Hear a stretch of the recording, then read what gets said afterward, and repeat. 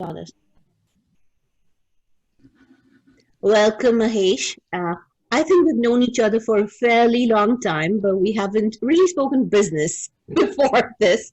But I'm glad we found something to discuss. When I reached out to Mahesh the other day, I found him tweeting about the entire TRP issue. And that's something we've been trying to follow up for the last 3 months, Mahesh, actually. And we've been talking to Mr. Lula himself. And so we sent an entire framework of what we wanted to really understand. And being semi-technical slash interested in the media entertainment space kind of company, we were more concerned about two issues about ERP. One was, how are they collecting the data? We weren't getting the sense of integrity of data, so we were trying to dig down that aspect. And then how are they analyzing it? And we were trying to remain as non-political as possible till this entire thing blew up. We didn't know it was going to blow up. So Mr. Lula, we sent him the questions. He's sent the answers back, and I can relate them to you as well. I can tell you exactly how they've explained it, their communication department, and of course Mr. Lula himself. But we were trying to get him on camera. We were hoping that he would be here on this panel as well, but they pushed out the meeting like 3 times now. So what we decided was we're going to go ahead and whatever they've given us in writing, whatever information you can give us, the perspective that we get, we're going to go ahead and start publishing this bit by bit because we just want to know. Because our questions are still not answered. There's a runaround. There's a proprietary algorithm. The sample size doesn't make sense. There are too many stories of corruption here, and we just want to get a handle on the veracity of what's coming out of that entire shop. So I know a lot about you, but I don't think I can summarize it. You're a big figure in the media, entertainment, advertising industry. So why don't you tell us a little bit, and our audiences, of course, a little bit about your background, so that we understand where your perspective is coming from. Okay. Thanks, Meera. Thanks, Scott, for having me on. My name is Mahesh. I've spent about 37 years working. I've worked actually in media, entertainment, and investing most of my life. I worked in the US for 7 years, where I actually helped design and launch Amazon.com, and then design and launch Yahoo.com, and also worked on Nike, McDonald's, etc. I was one of the few desis in advertising and marketing in the US. And prior to that, I had actually helped launch MTV when I was in Hong Kong. And post my stint in the US, I was hired out of the US to come back to India to run the rival to MTV, a television channel owned by BMG, EMI, Sony, Time Warner, and News Corp, called Channel V, which was set up as a rival to MTV. So I came to India as kind of the CEO of the channel in '99. My job was to turn it around. It had low ratings and low revenues. So while doing okay, let me come back to that later. Let me just go forward in time. So eventually, I helped sell Channel V to News Corp, which is part of Fox. And since then, I've run a few venture funds. My funds have had investors like Google and Motorola. And currently, I invest in space startups. So I have a couple of companies that have launched satellites, built ground stations, etc. And India's only private companies to do so. So that's been a little of my path. So if I dive back into about 20 odd years ago, when I was running a television channel, the job I was tasked with was to help grow the reach of the channel and grow the attractiveness of its programming. And so obviously one of the things that you do is you dive into the numbers and you see, what programs seem to rate where and why, and it didn't seem to make too much sense. But we kind of figured we were a rounding error because we were a niche channel.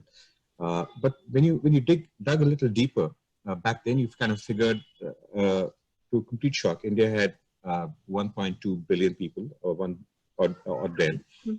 And there were only 2,000 meters in all of India, right? That was then controlling a television ad spend of $2 billion, right? So it was pretty crazy if you look at it from that point of view.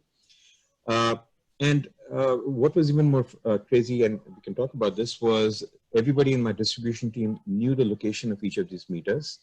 and told me very clearly, tell me the ratings that you want. We will simply go fix the meters in the homes that you want. You'll get the ratings that you want. And apparently it's a done deal. Everybody does it.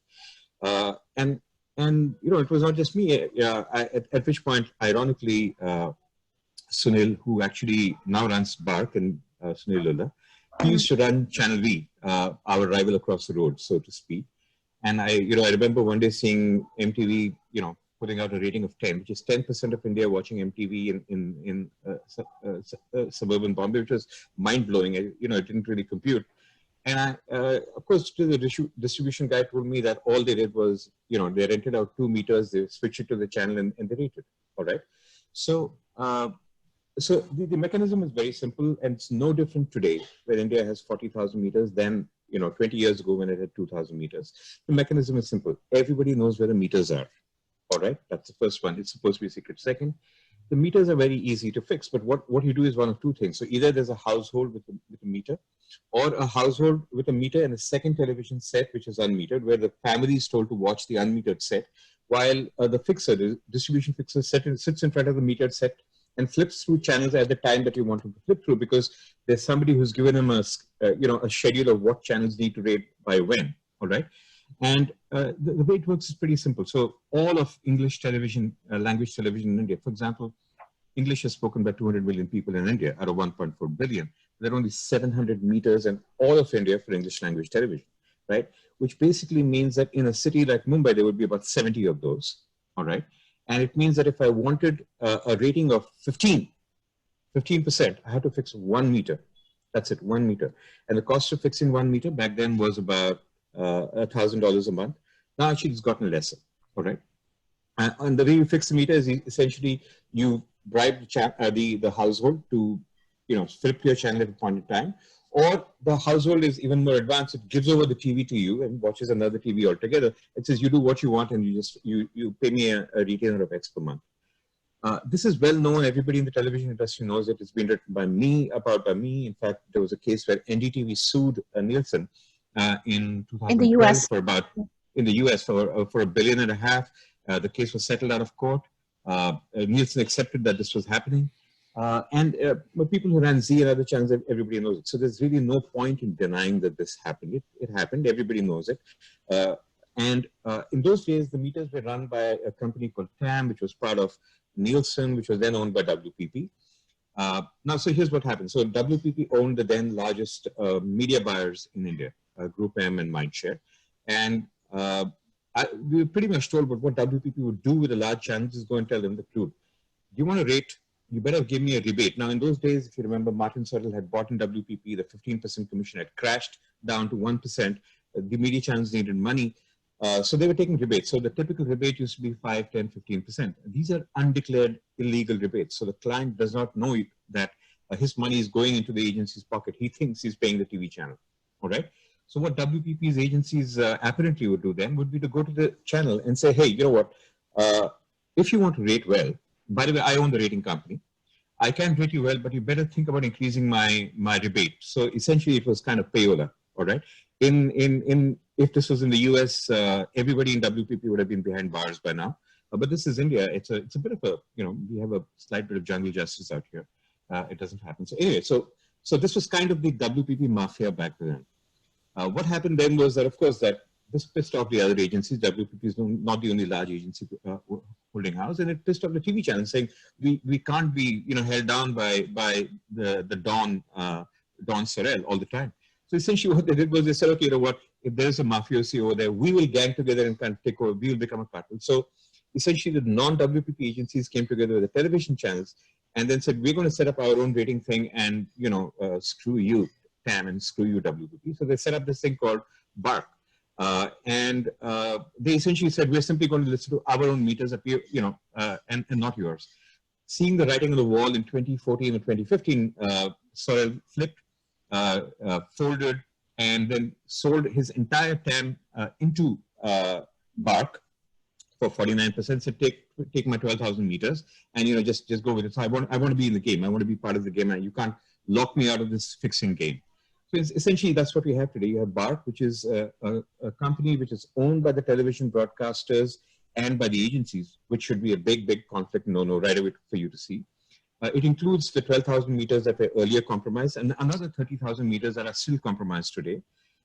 It hasn't really improved the situation because, okay, yes, the ad spend has gone up from $2 billion back then to about $5 billion in television right now in 2020. We used to reach a few hundred million people back then, and now there's about 200 million households that watch television. And we still have only about 44,000 meters. Now, to compare this with America, you have 40,000 meters in America for 300 million people. We have 40,000 meters in India for 1.4 billion people. You have 40,000 meters in America for 2 languages, English and Spanish. And we have 40,000 meters in India for 15 broadcast languages. So you can pretty much imagine that. And rural and urban too. Yeah, rural and urban. And you're never going to come to any kind of equivalency out here. And it's just as fixable. So how do you fix things today? And which is what was discovered in this entire case was everybody has a list of the metered households. You go there and pay them a few $100 a month. They switch to your channel at the times that you want, or they give you the television set and you switch to the channel yourself. You get the ratings you want. And based on the ratings you want, you get the ad rates you charge. So it's been an open secret in the business. It's got nothing to do with algorithms or whatever the hell else that Barc wants to say. So essentially, it was, like I said, one mafioso cartel replaced by another mafioso cartel. Who screwed? The advertisers screwed. And as a result, who screwed? The consumer screwed. Because if as an advertiser, you have to pay 5 times as much for advertising as you need to, guess where that money is coming out from? I mean, they're going to add it to the cost of your Pepsi, your Coke, and whatever else you're buying that's being advertised, and you end up paying for it.